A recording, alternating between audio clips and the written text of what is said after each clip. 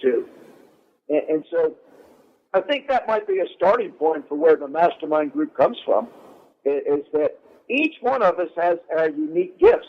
Some people are kind of quiet, some people are outward, but if you can take people and all of us work together with other people that have strengths that we don't have, and we can have them want to help us succeed, and we want them to succeed, I think that's the core of the Mastermind. Would you agree with that? Yes, I would. And Hill wrote about Jesus and his disciples.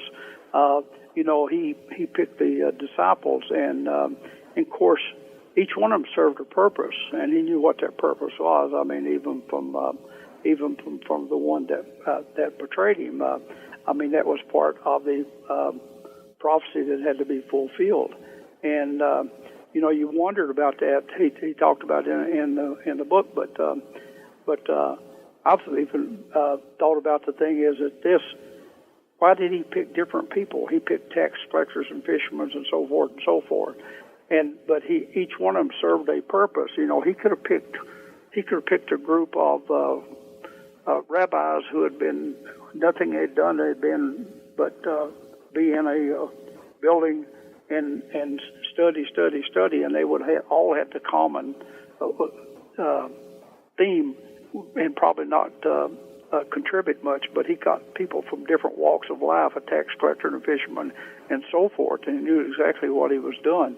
But as a group, they serve the purpose to carry out the prophecy of the Bible, which is, I think is important. And Steve, he probably wrote more on Carnegie than anybody. Carnegie's life is just amazing. Coming over here as a 10-year-old boy and working for a little more than $1 a week at the age of 10, and same as no education. But he became a part of a group, and in fact, is one of the gentlemen he worked with let the boys go by his home on Saturdays, and they could check his books out. And he became an avid reader, and that will be the secret, as far as I'm concerned, of why Carnegie gave millions and millions of dollars to set up libraries.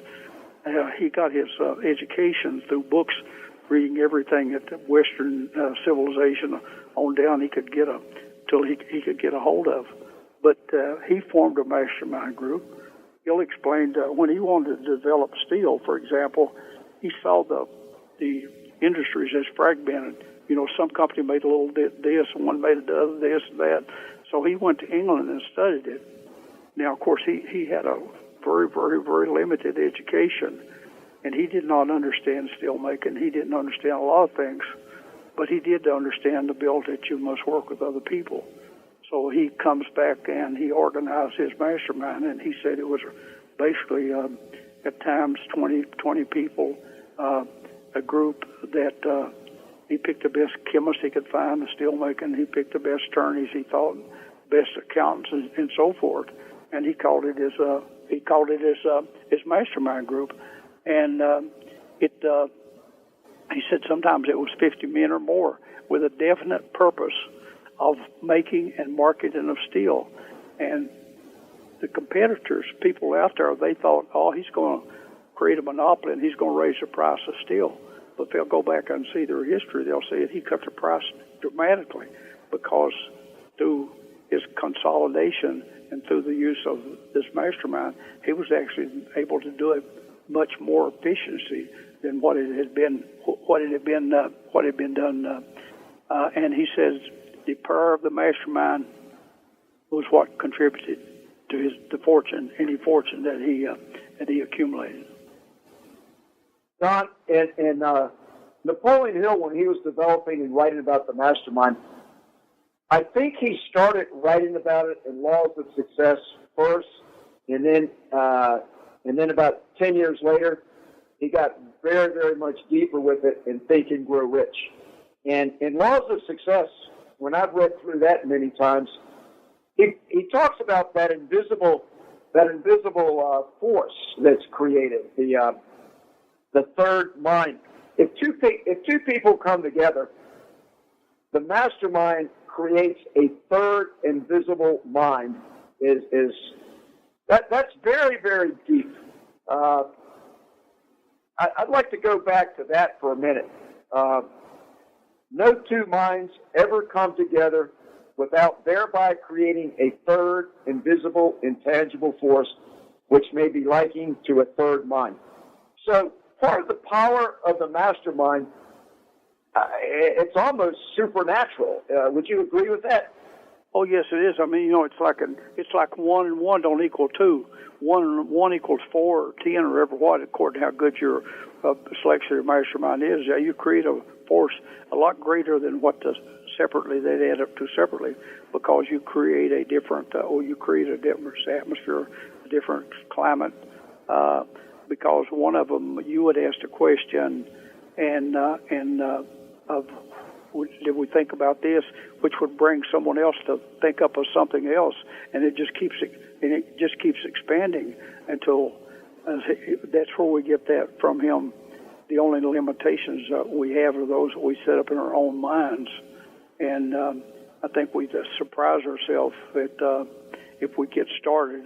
And of course, most people never get started.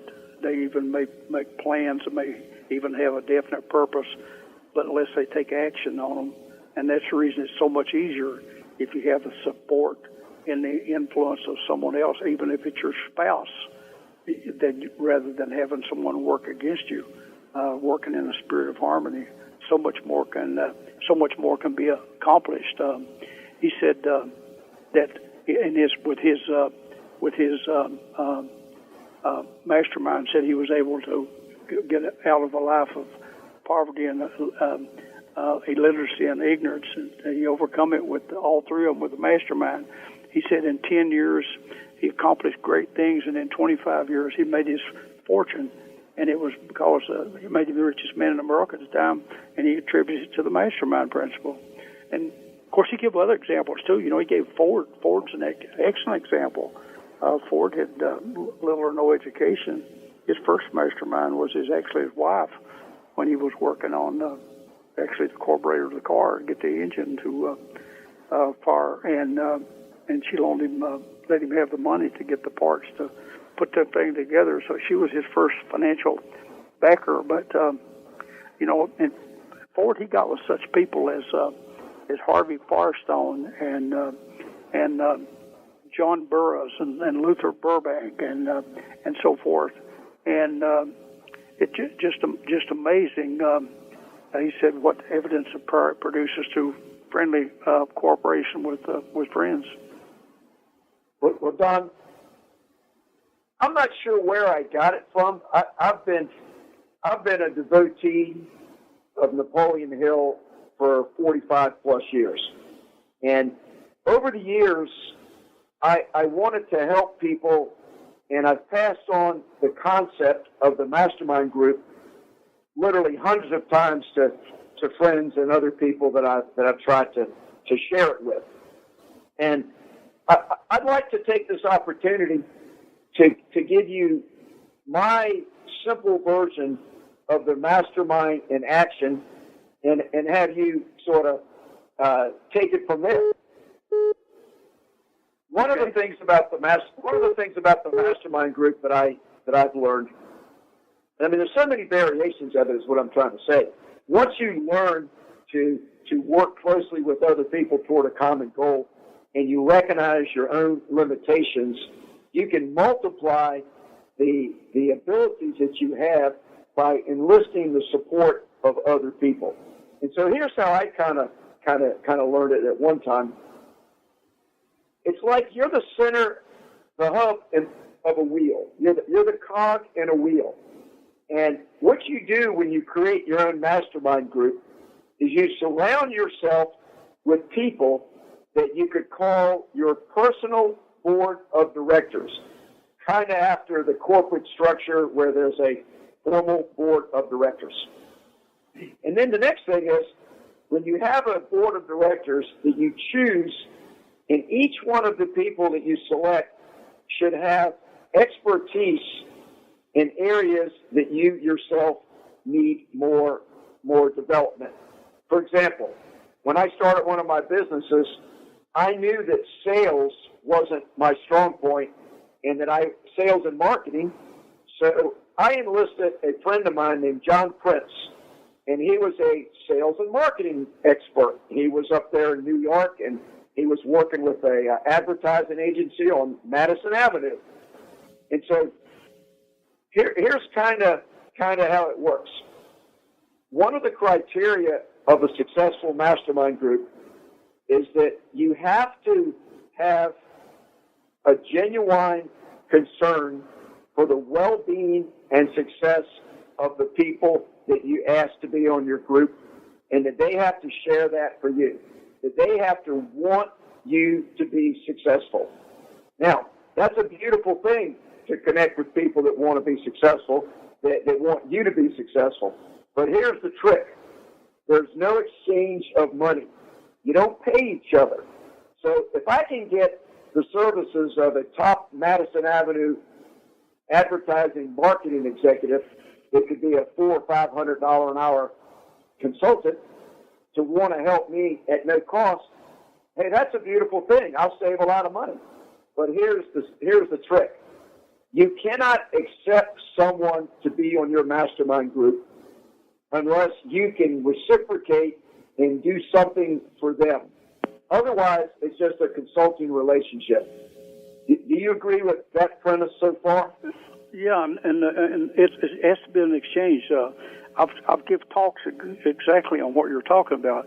And of course, and sometimes to get people to work as a group, it doesn't have to be money. It can be a cause they have. Yours could be money, but theirs could be a cause. For example, I use Michael Jordan. I believe his last year he made $75 million. Now, if you was involved in something or other, and you wanted his cooperation, what have you, you would have to find something that's his that would interest him. And of course, it would not be money. I mean, you could pay him enough money, I guess, but a few thousand or whatever wouldn't mean nothing to him. But if you was finding something that involves something, he has a passion, like his old school in Wilmington, North Carolina, where he didn't even make a basketball team when he first tried out. Something another he has a passion for. You know, people have passion for different causes. If it's something other that'll promote something that they have a passion for, you can get their cooperation without money, and that's important. Is something that they are willing to contribute to help you. They have to be something for them. Also, you can't expect it to be a one-way street. Otherwise, you're just begging. You have to find out what to get their attention. I mean, just like I'm president of the foundation board here at the college, and have been, and our students graduated last year with the lowest debt load of any four-year college in the United States. Quite an accomplishment. And I've been president of the foundation board for, I guess, 15 years or longer. And we're supposed to be in a poverty-stricken area, especially these last 8 years being a coal mining area. But you have to find out what people's interests are that's got money that's wanting to help you. And it's important to know that, because just to ask someone to help you, they get people every day. I mean, can you imagine how many contacts that some of them people get at wanting somebody to do something or another for them? And basically, it's a one-way street. They're wanting something or other, but they never think about what they can give back. That's where he'll explain. Oh yeah. I'm sorry to interrupt there. That's okay. He'll explain that. You know, if you want something or other, if you want corn, if you want something, you have to plant a seed. You have to do something to entirely to receive it. You know, if you want to raise corn, you have to first plant the seed.